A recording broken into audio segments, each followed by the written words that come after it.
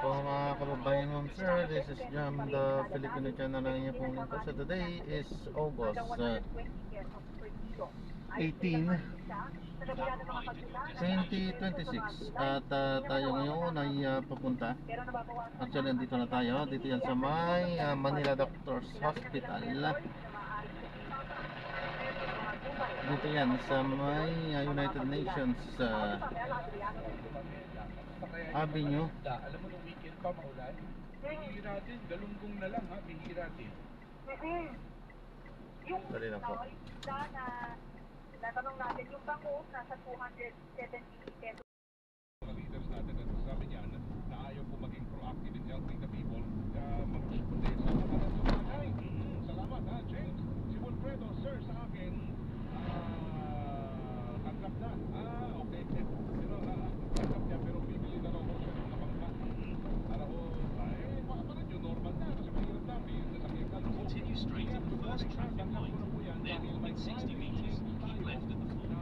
Nararanasan. Sabi ni Ma'am Teresita naman, good morning Sir Ring. Opo, hindi po namin tanggap po yan.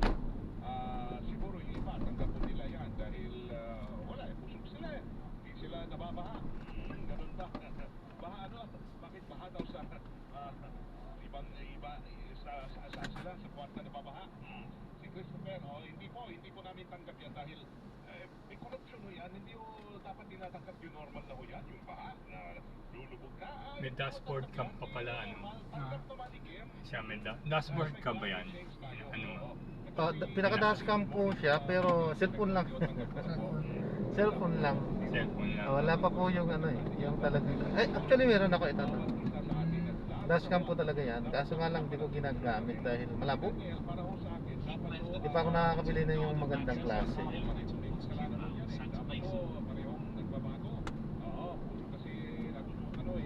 Continue for 1 kilometer, then keep left at the floor onto Maxis in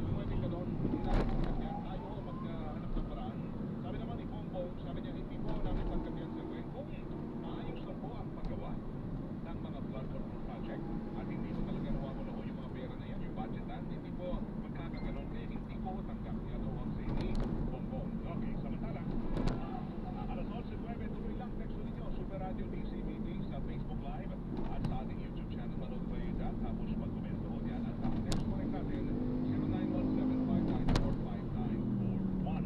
Sandali, meron tayong alamin na panahon. Bantay! Panahon! Nilabantayan natin patuloy. Alamin natin ano bang lagay ng ating panahon. Panahon pag-asa, nasa linyo natin si Sir Benny Estrella. Sir Benny, magandang umaga po sa inyo. Good morning, Sir Mike. Guided sa ating mga tagbibigay. Medyo kalmado ngayon. Continue straight in this traffic light. Ngayong umaga. Yes, for Metro Manila po as of now, hindi pa naman po nakatutok talaga dito yung malalakas na ulan natin. Yung red rainfall warning po natin or yung mga torrential rains are expected po hanggang mamaya tanghali na may Occidental Mindoro, may Talakyan Island sa Palawan, may dyan sa may Batangas, Bataan at Southern Luzon for Puno sa Pales. So red warning, orange warning po yung intense rains or napakalakas na ulan within the next 2 hours over Cavite, northern portion of Palawan pa, central Zambales, at may southern portion of Pampanga. Ito naman sa Metro Manila, yellow warning po tayo. May heavy rain naman sa Pampanga within the next 2 to 3 hours. Pero mention po sabi po kasi ng hapon na active na yung ulan na nagagaling po sa may Cavite, Noroy, Batangas. So, magsasabi lang na ilalakit sa naman po yung ulan natin. Okay, kanyo, yung kung kanina nabanggit nyo, Mindoro ang medyo nandyan ang rate na yung cool dyan. Yan po yung malakas na ulan. Continue straight at the first traffic light, then in 100 meters, keep left at the floor. Apo, ganun po ang nakikita natin. So, asahan natin ngayon, yellow rainfall natin hanggang anong oras o 2 to 3 hours hanggang anong oras? Yung next issuance po ay alas 2 ng hapon. Alas 2. So, mag-aabay tayo kung magbabago yan yung yellow warning. Yes po. Okay, pero posible yung red mangyari kapalit yan ng alas 2.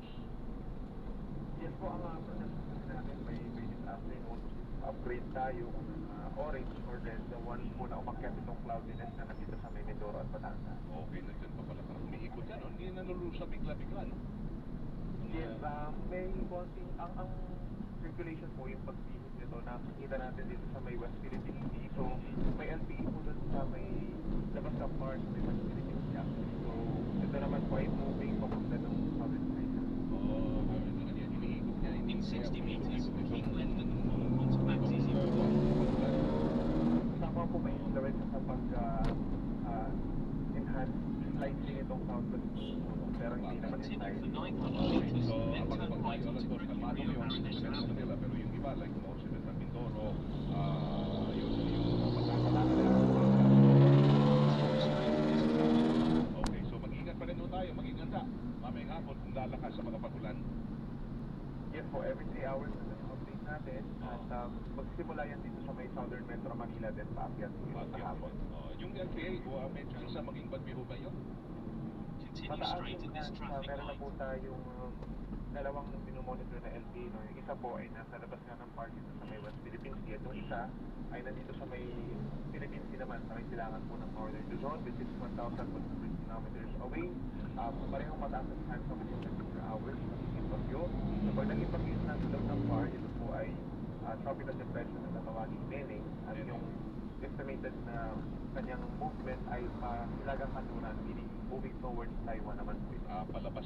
So, if ever, papasok ko siya ng mga anong oras? Bali nasa loob na po na siya Nasa loob.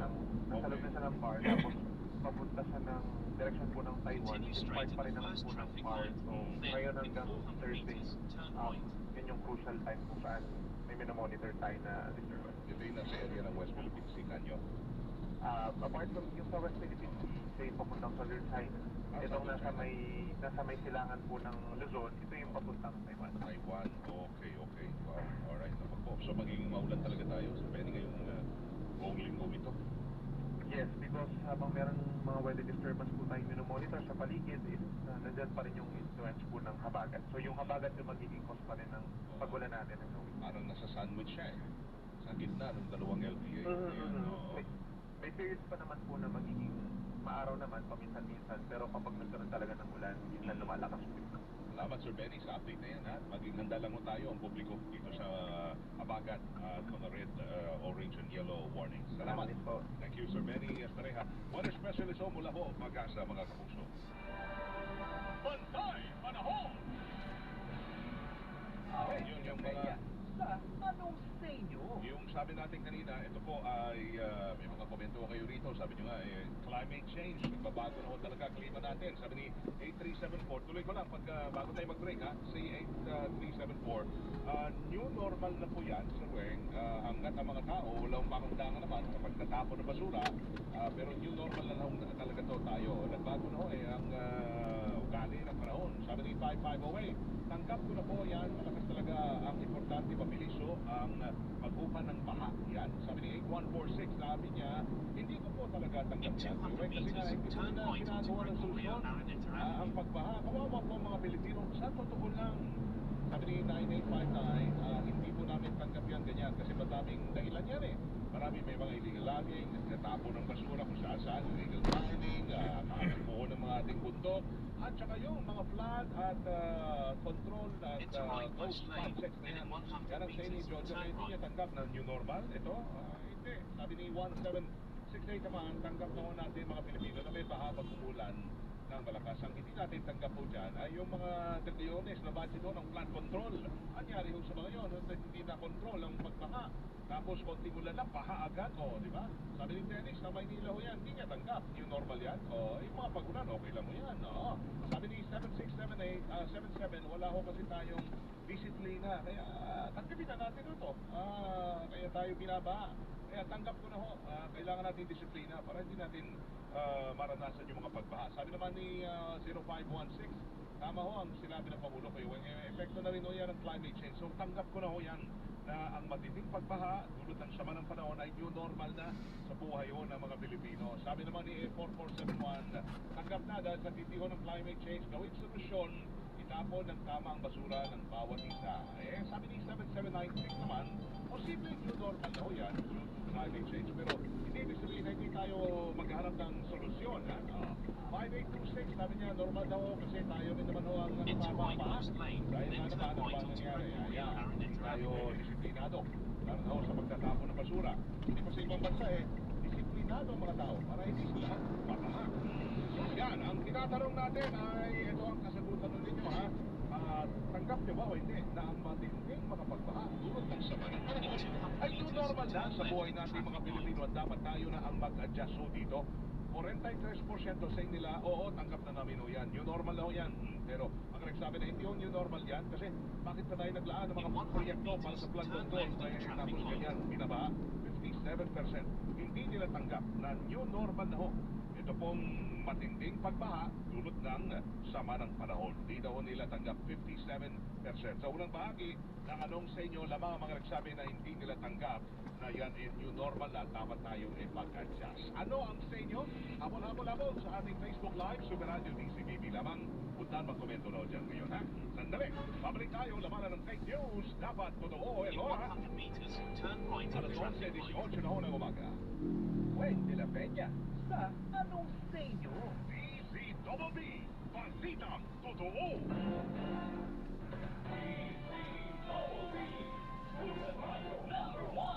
Mga kapuso, si Weng de la Peña po ito. Tuloy-tuloy lang ang aming paglilingkod po on air at online upang lahat ng dapat niyong malaman tungkol sa kahirapan sa ating bayan ay agad niyong nalalaman ng buo sa detalye at buo sa katotohanan. Dahil ang Super Radio DZBB ay walang kinikilingan, walang pinoprotektahan. Noon at ngayon, serbisyo totoo.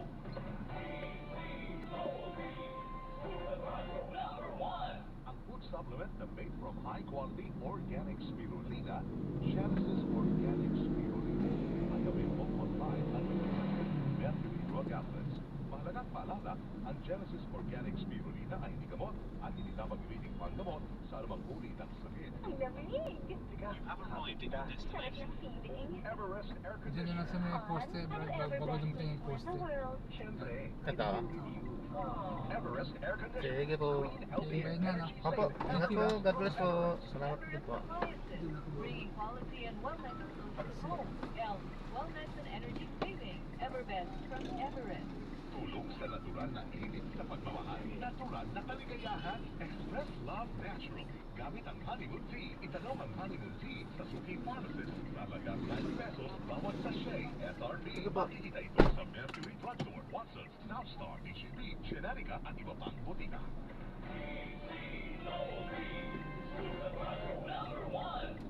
DZBB. Balitang tama. Balitang totoo. Wait, de la Peña.